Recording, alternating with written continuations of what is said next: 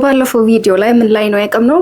We said that we're going to look at the trends of population growth in Ethiopia. So today we're going to look at that. Hello everyone, my name is Katana from Lucy Bridge Academy. ሁሌም እንደምንለው ዌብሳይታችን www.lucybridgeacademy.com join አድርጉ። የተለያዩ AI supportive questionnaires ታገኛላችሁ. And of course our YouTube channel, don't forget subscribe and leave a comment, and also አስተያየት እና ኮሜንት ካላችሁ ደግሞ ቴሌግራም ቻናል ላይ አስቀምጡልን. So let's see what it's all about. So Ethiopia's population size and global rankings እንመለከት። ኢትዮጵያ is ከአፍሪካ ስንተኛ ነች? አፍሪካ ከማን ቀጥሎ? ከናይጄሪያ። so ናይጄሪያ ከአፍሪካ አንደኛ ነች። then we have ኢትዮጵያ. so ኢትዮጵያ በጣም ትልቅ ነች in terms of population ማለት ነው። so the country is ranked 12th in the world. so አጠቃላይ ዓለም ላይ ደግሞ ስንመለከት 12ኛ ነች። so as you can see ከአፍሪካ 2 ከዓለም ደግሞ 12 ማለት በጣም ራፒድ የሆነ population growth አለው ማለት ነው። so this is in 2020 ነው። so Ethiopia's current population growth rate is approximately 2.6%. so በ2.6% እያደገች ነው።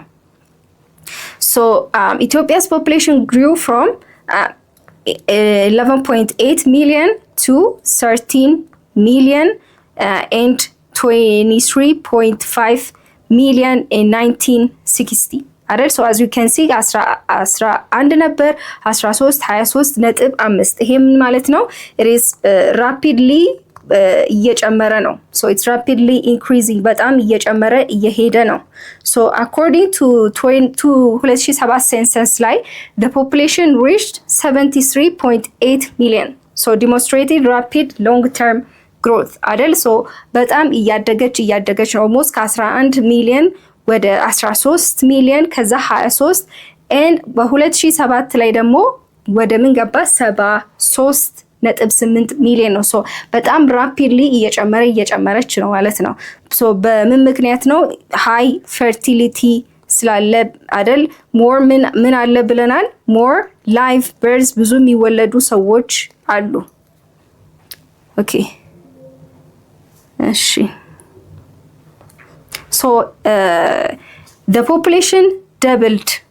so doubling time ስንመለከት doubled between 1960 and 1990. so በ1990 እና በ1960 እስከ በ1990 መሃል ያክል ያለው ላይ ምን ያክል ነው? በ30 አመት ነው የወሰደው compared to the 60 years earlier. so ከ19 I'm sorry 1999 ነው ያልኩት እዚህ ጋር I think እሺ let's do that 1960 ነው ይሄ 1960.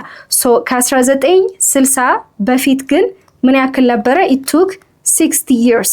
so አሁን ምንን ያያየን ነው?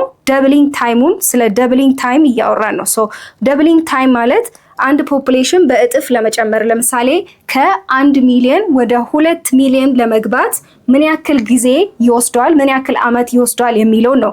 so የኢትዮጵያን ስንመለከት ከ1960 በፊት ደብል ለማድረግ ምን ያክል ጊዜ ነው ፈጀው?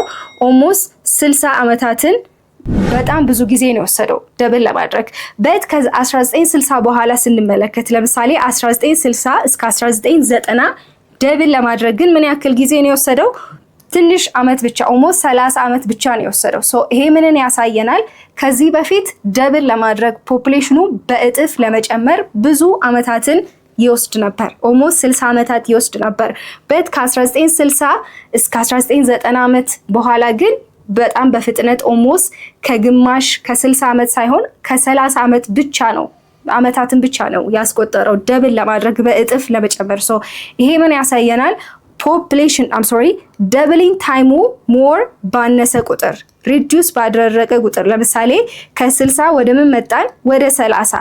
so አንድ ነገር በእጥፍ ለመጨመር ብዙ አመታትን ከፈጀ ቶሎ አይጨምርም ማለት ነው ፖፑሌሽን።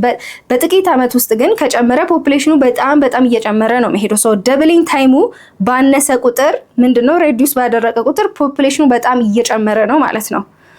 so Ethiopia's population rate stayed below 1% አይደል until 1920. so ከ1920 በፊት በምን ነበረ growth rate? below እንበለው below 1% ነበረ። ሶ አንቲል እስከምን ድረስ 1920 ሪች ሲያደርግ ቢሎ ነበር። በ1920 ሳይደርስ በፊት ግሮዝ ሬቱ የሚጨምርበት ምን ነበረ? 1% ብቻ ነበር። ሶ በምን ምክንያት ነው? it is because of mortality። ሶ ምን ማለት ነው? ሰዎች በዛን ጊዜ በጣም የሚሞቱ ሰዎች ብዙ ነበሩ። በተለያዩ ዲዚዝ ሊሆን ይችላል፣ በበሽታ ሊሆን ይችላል፣ በዋር ኦር ጦርነት ምክንያት ሊሆን ይችላል። ሶ በዛን ጊዜ ሞር ብዙ በሽታ ኦር ጦርነት ስላለ ከ1920 ሳይደርስ በፊት ግሮዝ ሬቱ በጥቂቱ ነበር። ኦልሞስት 1% ላይ ያቆም ነበር። ሶ ግሮዝ ሬት ኢንክሪስድ ባይ 2% in 1950 በት በ1950 ላይ ግን ምንድነው በጣም ጨመረ። ኦልሞስት 2% ያክል ጨመረ። የዚህን የትምህርት ክፍል ሙሉ ቪዲዮ ማግኘት ከፈለጋችሁ በሞባይል አፕሊኬሽናችን ወይም በዌብሳይታችን ማግኘት ትችላላችሁ። መልካም የጥናት ጊዜ